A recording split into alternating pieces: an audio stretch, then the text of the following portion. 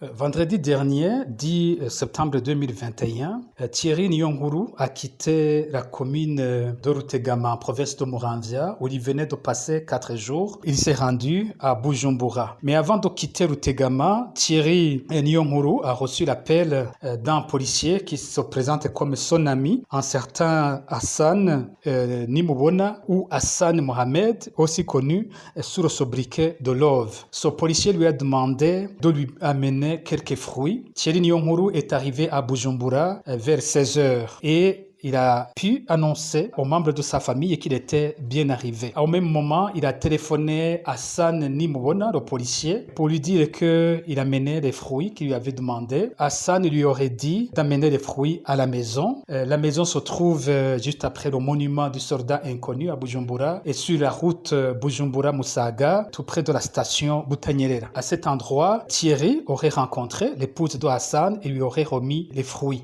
Mais quelques temps après, selon la version qui est donnée par la famille du policier, le tricycle Bajaj qui amenait Thierry Nyonguru est revenu rapidement pour annoncer que Thierry venait d'être arrêté par des personnes qui se trouvaient à bord d'une voiture TI et que 2 de ces personnes étaient en tenue de la police. Mais ce qui nous surprend dans ce récit, c'est plutôt le rôle de ce policier Hassan Mohamed ou Hassan Nimubona. C'est que nous avons son nom dans des dossiers que nous avons déjà documentés dans le cadre de la campagne Ndondeza contre les disparitions forcées au Burundi. Ici, nous donnons 2 exemples. En novembre 2018, 3 militants du parti FNL d'Agathon-Rwasa, à l'époque, il s'agissait de Théogène Nsengiyumva, il s'agissait de Jean Berkimas Ntakarutimana, il s'agissait aussi de Ferdinand Muterateka. Les 3 militants se sont rencontrés dans un bistrot à Kanyosha et ils avaient rendez-vous avec le policier Hassan Nimubona, alias Mohamed Love. Lorsque Hassan est arrivé, quelques temps après, des éléments du renseignement sont arrivés dans le bistrot. Ils ont arrêté, menotté tout ce qu'ils ont trouvé là-bas. Mais curieusement, les 3 militants du FNL ont disparu. Hassan n'a pas été inquiété. Selon sa version, Hassan dit qu'il a pu quitter la voiture qui a mené des personnes arrêtées. Mais ce qui ne s'explique pas parce que c'est un policier très connu. Il était de la garde présidentielle à l'époque. Les éléments du renseignement qui avaient arrêté les 3 militants connaissaient bien Hassan et Hassan ne pouvait pas être poursuivi après,